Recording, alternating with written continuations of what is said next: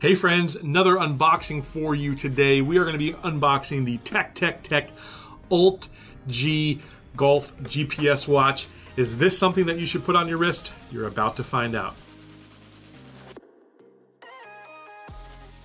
Hey, if this is the first time that you've joined us on Let's Play Through, we do a number of these product reviews. Sometimes we give things away. In fact, we will be giving this one away today. But in order to do that, you've got to subscribe to the channel and you've got to leave us a comment down below. Once we hit the 25 comment threshold, we will auction this baby off and this will be coming home to someone watching this video. Could be you. All right, well, let's give this a shot and see what's inside. So you may have seen, this is not our first ever Golf GPS watch. We've also taken a look at the Garmin GPS watch. I'll put the link to that right here. We'll have to see if this outperforms that one, because let me tell you, that was one of the very coolest pieces of gear that we reviewed all year long. Let's see if this budget-friendly model can live up to it. On all of the TecTecTec boxes, just okay is not acceptable. We want you to be happy. I always love that saying from TecTecTec. We reviewed their laser rangefinder not long ago. I will put the link there. And I was very impressed by that rangefinder, let me tell you. For the price that you pay and what you got, it was really, really nice. All right, so pretty much everything, as you saw, just came out of that all at once. Because the things, there's not a lot in this box. You basically got a charger. That's different. Kind of a clip. You've got the watch itself. And you've got a little manual. So that's all. It's in the box. The watch, the charger, the manual, and some plastic, which we don't need anymore. That's pretty cool. It was actually set to the right time. If you look at my watch and this watch, it's the 1st, May 1st, and it is 10:52. This thing right out of the box gave me the right time. Pretty darn impressive. All right, so inside here, not a lot of stuff. You've got the manual. You've got the charging cable, which this thing, that is very different. It's got 2 pins. You got one on the right and the left. You got 4 pins there. That's very different. Doesn't necessarily come with the brick. You've got to obviously install your own brick. But that's there. All right, so we'll take the watch out.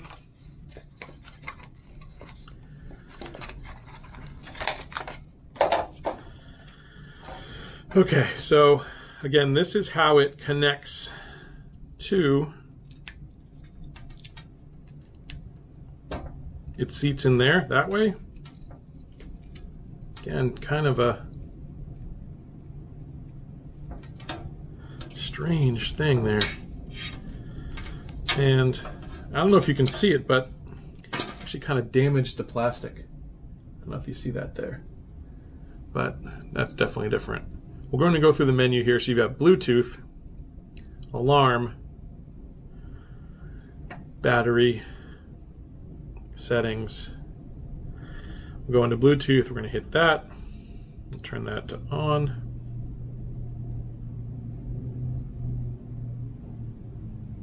Alarm. You got time. So you can set the time zone. You've got units, which I assume either yards or meters. You can set it there. I'll keep it on yards. You've got language, and we've got English, Spanish, German, French, Italian. We'll keep it there on English. Sound. So you can either have the sound on or off, okay? Sound on or off, so if you don't want that little beeping, we'll keep it on just so you know when I'm pushing the button. But probably if I was on a golf course, I think I would definitely take the sound off, as that might annoy my playing partners to no end. I will just say, in terms of feel, it's got a rubber bracelet. It's a little on the stiff side.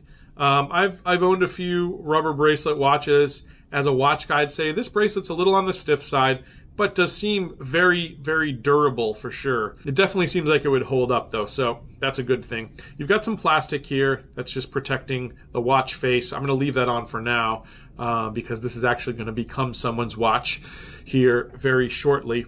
And then you've got on the back side there, You've got what looks like where the little charger housing goes in, and that's about it. In terms of weight, it feels pretty light. Not as light as the Garmin, I would definitely say, but it's not going to get in the way of your golf swing from what I can tell. All right, I'm going to take off my watch, which is a traditional kind of automatic wind watch.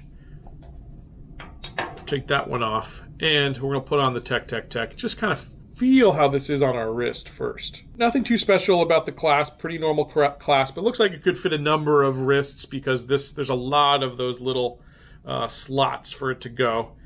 And does not have a double, one thing I'll definitely note here, does not have a double latching system, just has the single slot to slip it under. But on the wrist feels very comfortable, feels very light. I don't see this, pretty nimble. Feels pretty good actually. Feels solid, but doesn't feel, it's definitely not going to get in your way, and I don't think that that's going to be a problem. Certainly maybe not the highest quality that we've seen in a watch, but it'll do the job, I think. And for the price point, seems like a pretty nice device. All right, so pretty much I would say no frills. That's my honest assessment of this thing. It looks like it'll do the basics, and to be honest, this is a budget-friendly watch. You just needed to do the basics. This probably will work just fine. So let's go ahead and take this out to the golf course. We'll see if we can catch some satellites, and we'll finish the video out there. Let's go. Okay, I'm out here with the TecTecTec ULT-G watch. We're gonna see if we can catch the satellite and see how good and how accurate this watch is. I'm gonna go ahead and hit the satellite button here. It's gonna tell me it's searching, and let's see what happens.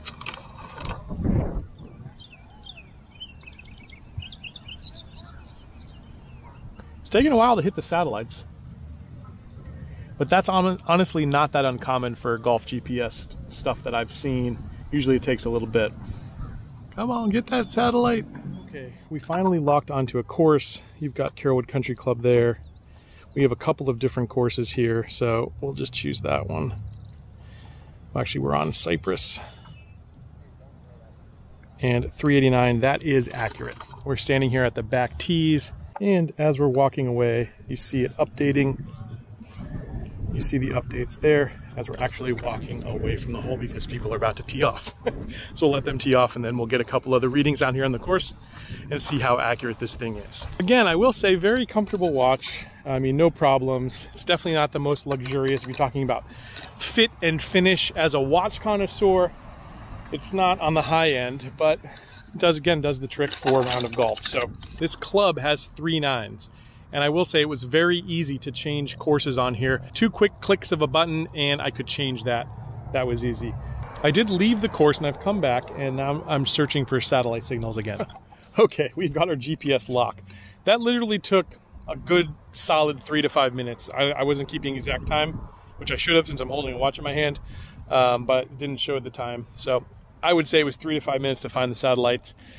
Make sure that right when you hit the course, you hit the GPS button. That way you're not standing at the first tee waiting for this thing to load. Okay, that's my first piece of advice. But let's go here. It's nice it tells you the hazard. So it does give you some hazard view. Again, this is not the hole we're on, but at least it does tell you the hazards. Let's see if we can advance holes here. 9, 8, 7, 6, 4. Okay, so that's correct. Let's go up to the tee box here. We're gonna march up to the tee box here. This watch is telling me we are 355 out. I'm standing here, as you can see on the tee box. It says 363. It does say 364 to the back. I don't know if we can fault the GPS there, obviously, because who knows how long ago those things were placed. But as you can see, as we're walking closer, it's updating in real time. It is updating in real time. And let's see if we can get back to that hazard view. That was pretty cool, because there's water on the right of this hole. Yep. So it says left fairway bunker 244. There is a fairway bunker approximately 244. And right fairway water, I guess is what that says, 259.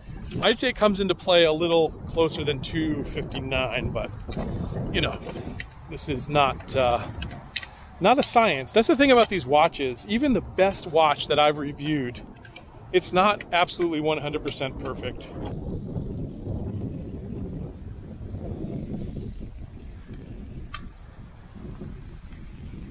As I'm getting closer to the hole, we are updating in real time. Okay, so we're coming up to a part on the course that I am very well aware of, because every time I play this hole, I seem to end up in this general area. And I know I'm usually about a 7-iron out. I'm usually about 155 out. And just as I said that, it said 155. I took a couple more steps. We're at 153 right here. That looks pretty accurate to me. I'm going to check it against the rangefinder, which I know to be dead on accurate. And we're locking in at 146 to the pin. 146 to the pin. Now it does look like it's a back pin, so I would say the watch is pretty close. The watch is telling us 138 to the front, 163 to the back. Again, the rangefinder telling me 153 to center. So yeah, looking into the rangefinder, 153 to center. True reading to the pin again is 146 to the pin. This is telling me 152 to the middle. So that's just kind of the error, the margin error that you've got to deal with when you're using a GPS watch. You're not going to get dead-on accuracy, like I said.